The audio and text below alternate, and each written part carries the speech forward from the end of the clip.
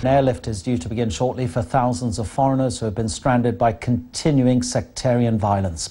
There's also a political vacuum following the resignation of President Michel Djotodia. The country's first Muslim head of state bowed to pressure from regional leaders. He stepped down after less than 12 months in charge. He came to power as the head of the mainly Muslim Seleka rebels, who ousted the previous president, Francois Bozize, last year. But Mr. Djotodia's government has not been able to prevent fighting between Muslims and Christians.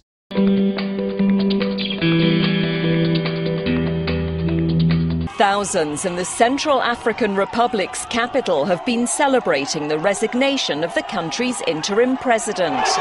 Michel Djotodia quit after caving in to international pressure over his failure to halt deadly interreligious violence in the former French colony.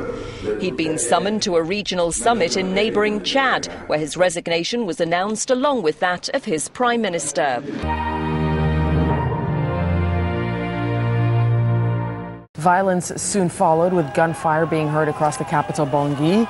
Fighting broke out between rival Christian and Muslim militias after Djotodia seized power in March. Well, how did he come to power? Well, the rebel group he led, made up of mainly Muslims, launched an offensive in December 2012 and took over large parts of the country.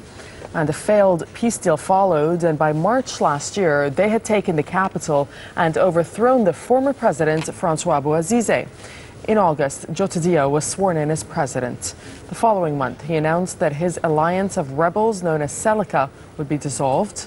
And by November, France was warning CAR was on the verge of genocide as Christian militia groups loyal to the former president, Bozize, took up arms. In December, an explosion of violence forced tens of thousands of people to flee their homes.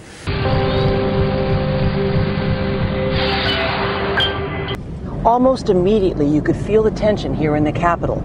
People afraid that this could turn into another Rwanda, the sectarian violence becoming more widespread. In the streets of the capital, a heavy military presence, French troops on patrol.